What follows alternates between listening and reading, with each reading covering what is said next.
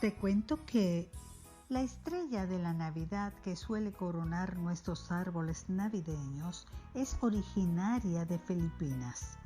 En esta zona del planeta se preparan antorchas en forma de estrellas de 5 puntas que iluminan la entrada de los hogares.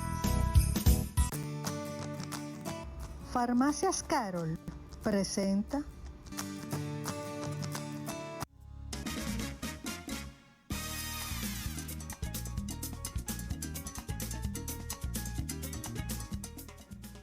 Ya estamos de regreso con ustedes y aquí estamos felices de recibir a la doctora Carmen Rodríguez, quien es cardióloga.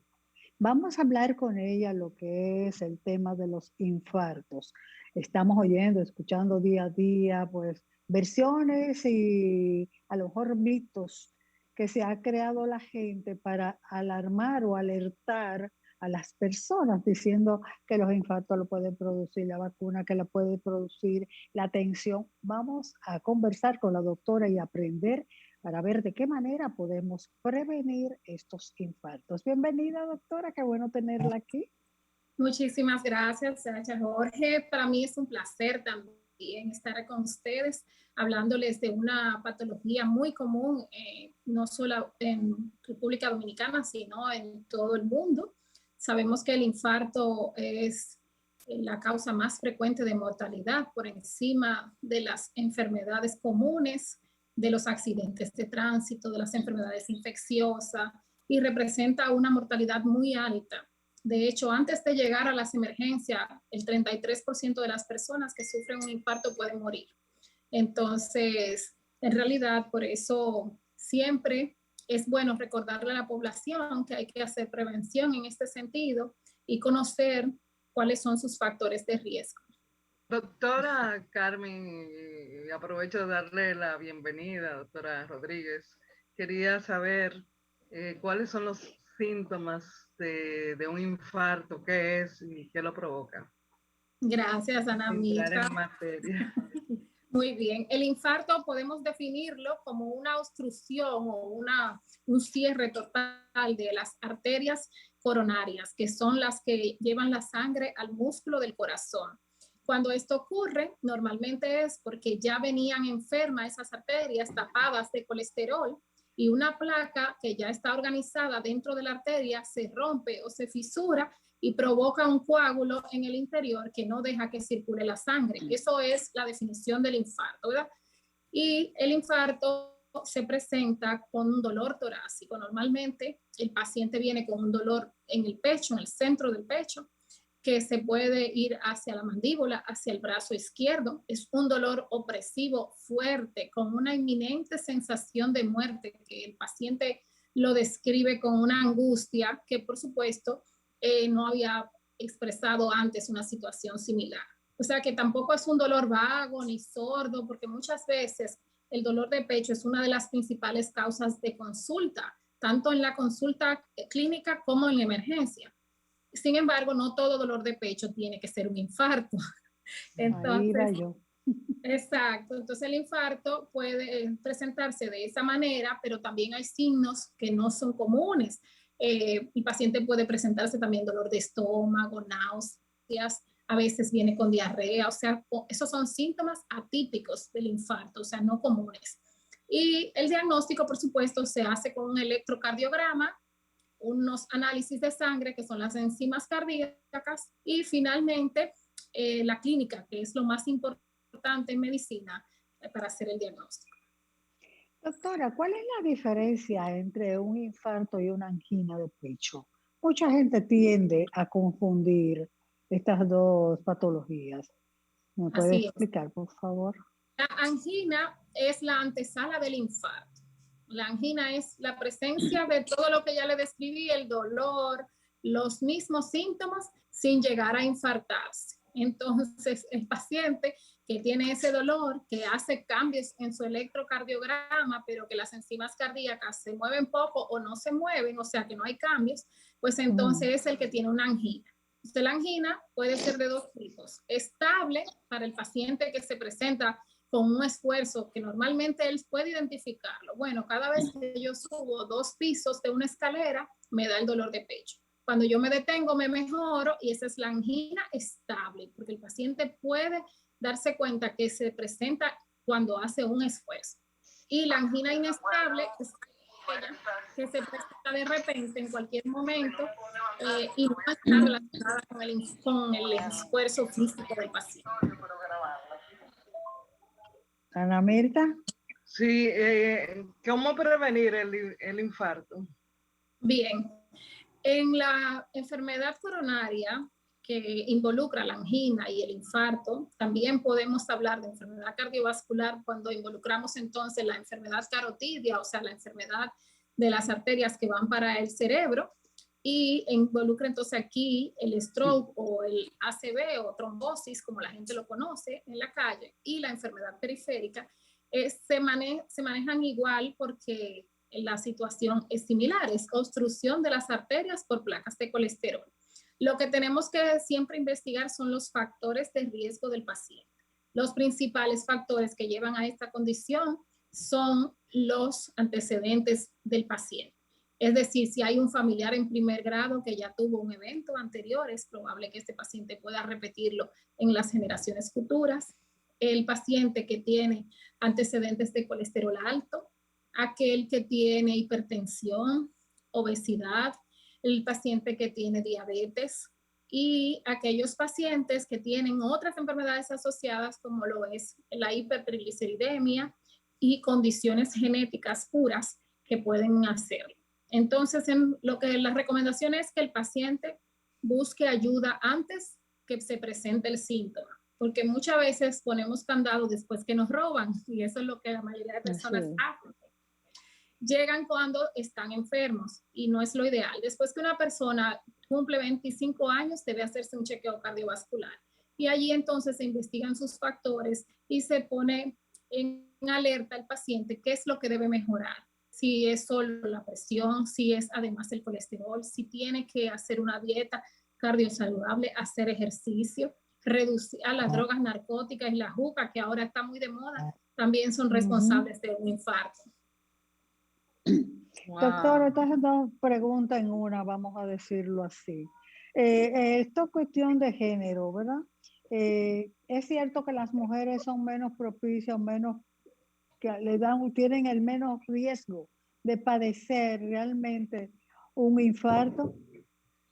Bueno, en realidad ese pensamiento ha hecho que muchas mujeres mueran en el camino.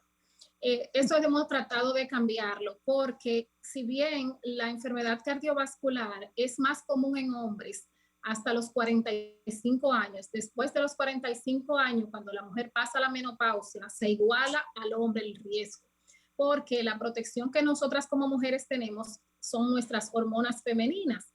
Una vez que pasamos a menopausia, entonces ya ahí esa protección se pierde y tenemos el mismo riesgo, con el agravante de que nuestras arterias de manera fisiológica son más pequeñas que la de los hombres y en las mujeres la enfermedad es muchísimo más agresiva. Si bien la prevalencia es mucho mayor en hombres, por ejemplo en España es 2.1 las mujeres, 2.1% y 2.9% el hombre. No obstante, el que la mujer presente un evento y que antes de los 30 días muera más del 15% de los hombres, en las mujeres se puede ser un 50%. Es decir, que las mujeres siempre buscamos llevar a nuestros hijos al médico, a nuestros padres, a nuestros esposos, a los amigos, a todo el mundo, pero la atención propia de la mujer siempre se descuida.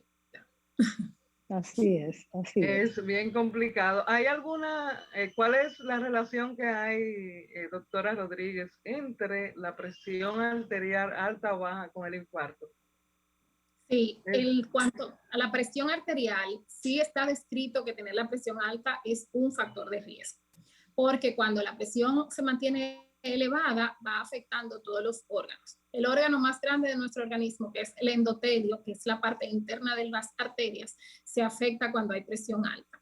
Y eso entonces hace que se vayan dañando nuestros órganos, el riñón, la vista, los pulmones, el mismo corazón. Entonces, tener la presión baja no es una condición de enfermedad. Muchas personas van preocupados porque su presión es baja, pero tenemos que recordar que, por ejemplo, nosotros tenemos un clima que no nos favorece si tenemos la presión baja, porque en nuestro país, donde hace tanto calor, la gente que tiene presión bajita le baja más. Entonces, las recomendaciones es que como tenemos un verano todo el año, necesitamos tomar mucho líquido, mantenernos hidratados para que la presión se mantenga bien nivelada. A veces comer a punto de sal, pero eso es para el que tiene presión bajita, porque el que tiene presión alta es todo lo contrario. Tiene que bajar la sal, hacer ejercicio y entonces ya la situación es diferente y hasta usar medicamentos. Pero para presión baja no hay tratamiento. Lo que sí que sea relacionado con infarto cuando la presión es bajita, porque hay dos presiones, la sistólica, que es la alta, y la diastólica. Si esta está alta, pues es más común los infartos, porque nuestras coronarias se llenan en la diástole, es decir, que esa es la presión que más se relaciona con el infarto. Doctora, el que tiene, por ejemplo, por genética ya esa herencia de este mal, que tiene este riesgo de padecer infarto, ¿es posible prevenirlo quizás cambiando esa alimentación? Porque se dice que la dieta mediterránea es la mejor aliada para evitar los infartos. ¿Qué opinión tiene usted de eso? ¿Es cierto que esta dieta es la que se ajusta para nosotros alejar y que la manzana los aleja un poco a ustedes de los problemas cardiovasculares? Sí, lo más importante es hacer una dieta cardiosaludable. El esquema de la dieta, es decir, nuestra pirámide de alimentación, ha sido la misma durante años. El asunto es que a veces abusamos de los alimentos. Si nosotros tomamos un plato como los endocrinólogos nos recomiendan y ponemos porciones de cada grupo de alimentos, de cereales, una carne, que es la proteína, vegetales, la mayor parte del plato, y podemos poner allí una fruta, debe ser equilibrado. El éxito en la alimentación es el balance. Y si bien los americanos, el American College of Cardiology y la American Heart Association durante años planteaban una dieta DASH que era baja en calorías para conseguir que el paciente redujera su riesgo cardiovascular, esta dieta en el tiempo se ha visto que no es saludable, que en realidad las mejores dietas que reducen el riesgo cardiovascular son la dieta baja en carbohidratos y la dieta mediterránea, que son similares. Lo único que la dieta mediterránea involucra más carnes blancas de aves y pescados, aceite de oliva y nueces, comparada a la dieta baja en carbohidratos. Pero esas son las dietas muchísimo más saludables porque reducen el colesterol malo, aumentan el colesterol bueno, que es el HDL, y mejoran los triglicéridos. Wow, es bien interesante todo lo que nos ha podido compartir y quería que nos dijera si hay algún ejercicio que hace que la salud del corazón sea mejor y si hay otros que los perjudican. Sí. Reciente la guía europea de la Sociedad Europea de Cardiología liberó la guía de prevención cardiovascular. Y esta guía fue bastante, yo diría que inquisidora, porque para nosotros también llamó mucho la atención de que muchos factores que no tomamos en cuenta, como lo es la contaminación ambiental, ha tomado relevancia en esta guía. Y de hecho recomienda que las personas que están sometidas a mucha contaminación se cambien de lugar, de residencia. O sea, imagínense que hay que ahora mudarse de donde uno vive porque la contaminación no es saludable. Y en ese sentido, el ejercicio también hubo un cambio bastante dramático en cuanto a las recomendaciones, porque antes necesitábamos hacer un ejercicio de moderada intensidad, es decir, caminar, bailar, nadar, montar bicicleta. Sí, era 45 minutos, 5 veces a la semana. Eso se duplicó. Se ha pedido que la gente pueda incrementar ese ejercicio el doble, es decir, 1 hora y media a 2 horas de ejercicio diario. Diario es por lo menos 5 días de la semana. Entonces, sí, porque se ha demostrado que hacer ejercicio reduce el riesgo cardiovascular.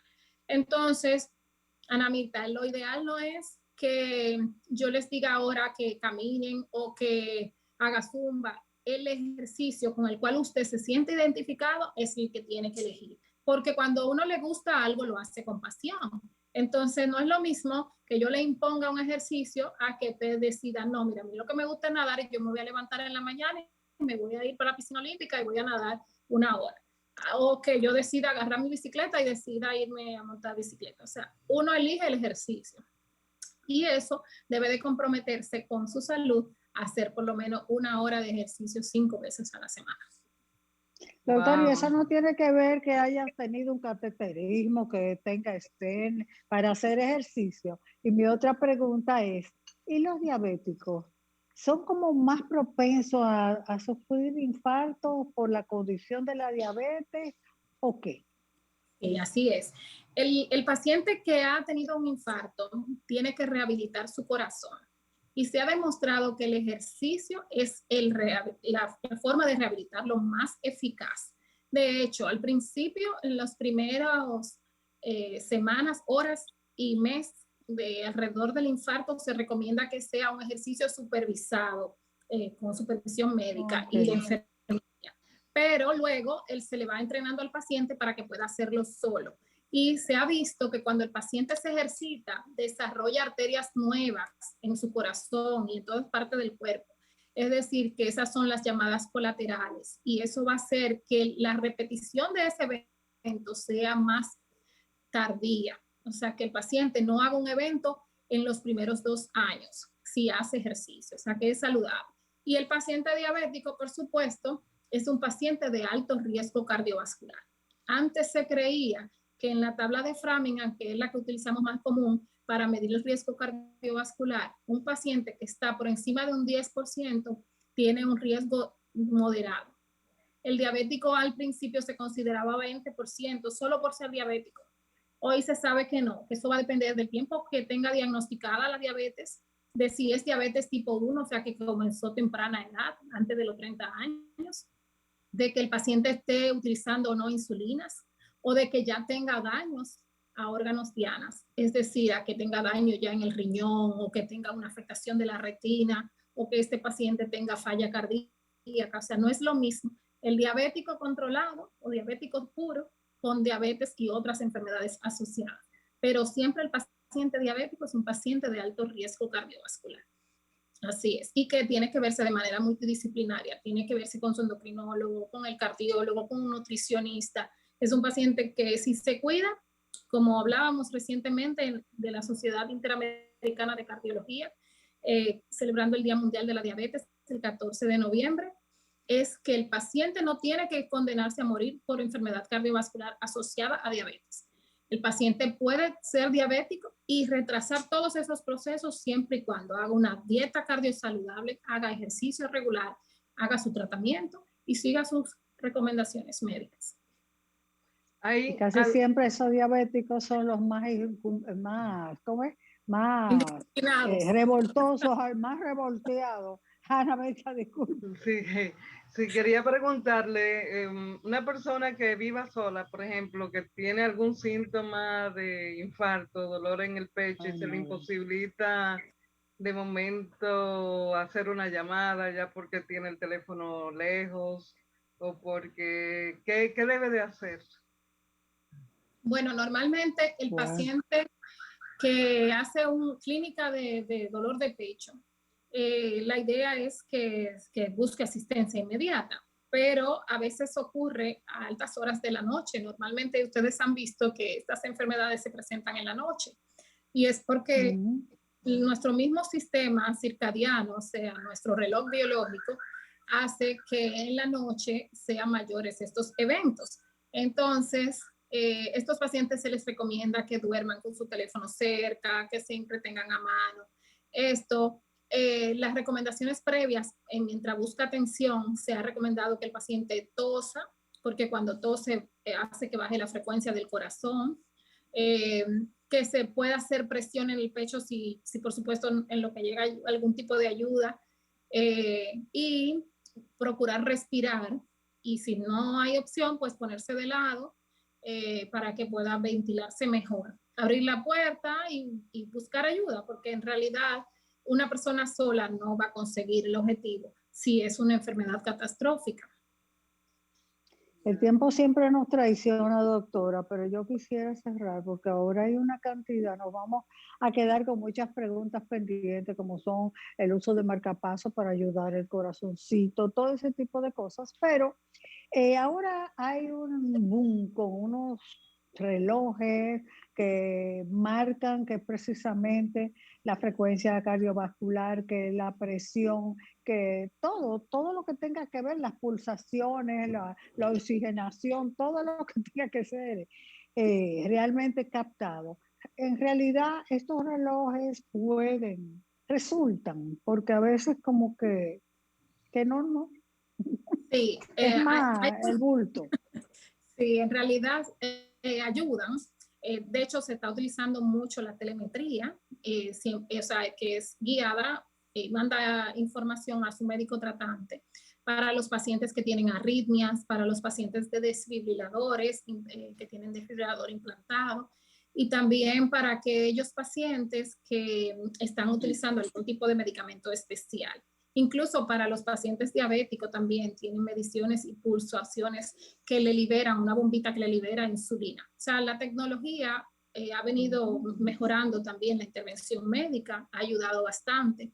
Lo que se recomienda es utilizarlo con precaución, porque, por ejemplo, eso también tiene sus beneficios y su desventaja. La desventaja es que a veces se abusa. El paciente ve que la frecuencia le subió o que de repente la presión le sube y entonces comienzan a llamar al médico, a escribirnos por WhatsApp y entonces todo el mundo entra en estrés. Esa parte es la que hay que aprender a manejar porque el paciente tiene que conocerse y ese entrenamiento pues, tiene que dárselo a su médico tratante si van a confiar en el dispositivo que tiene. Y por supuesto debe ser un equipo que esté validado porque por supuesto, llega de todo. Entonces, la tecnología a veces no es confiable y hay que tener eso pendiente. Pero sí bueno, son... Doctora, ¿y dónde podemos nosotros encontrarla? Porque yo me río porque es verdad, lo que usted dice, el que padece del corazón o de algo, se pone como hipocondríaco, como que todo, y sabe más medicina que todo el mundo. Así Porque es. yo conozco uno que yo cojo un pedacito de pan y dice, eso tiene que ser cuántas calorías y eso te va a sumar tantas libras. Digo, espérate. ¿Dónde podemos nosotros llamar para hacer nuestras citas y poder evaluarnos? Porque eso es algo muy importante, que debemos de evaluarnos con frecuencia y lo olvidamos nada más cuando nos da el jaloncito. Les voy a compartir el número del consultorio, que también es un WhatsApp donde pueden hacer sus citas. Es el 809-508-2228. ¿Dónde está 22. ubicada en sus diferentes lugares? Y si tiene alguna cuenta de Instagram, también la puede compartir. En la Clínica Independencia estamos ubicados. En Instagram estamos en Cardiosíntesis, tenemos un portal virtual educativo que allí pueden encontrar información dirigida a médicos y a pacientes también. Cardiosíntesis. Cardiosíntesis. También la doctora Rodríguez es la directora de cardiología del hospital. Del Marcelino Vélez Santana, la directora del departamento de cardiología. A sus órdenes. Gracias de verdad, doctora Carmen Rodríguez, por venir y desglosarnos un poquito y aclararnos sobre este tema de los infartos. Gracias a Dios que no tiene ninguna relación con la vacuna, porque ya no los dijo a nosotros, pero realmente hay muchas personas que están equivocadas. Ay, sí, que tiene el temor de usar la vacuna, pero en realidad es segura. Y de hecho, la Sociedad Dominicana de Cardiología emitió un comunicado al principio para que todos los pacientes se vacunaran sin miedo a ningún tipo de vacuna. O sea, que en realidad lo que necesitamos es prevenir y esto es una pandemia. Y por supuesto, ante una situación así, pues estas drogas fueron aprobadas como emergencia para reducir el riesgo de contagio. Bueno. Ay, muchísimas gracias, doctora, por su participación. Ya le estaremos contactando de nuevo. Claro, ¿verdad, Ana Mirta? Claro que sí, próximamente. Un placer para mí también. también. Gracias. Igual, doctora. Señor director, vamos a la pausa. Farmacias Carol presentó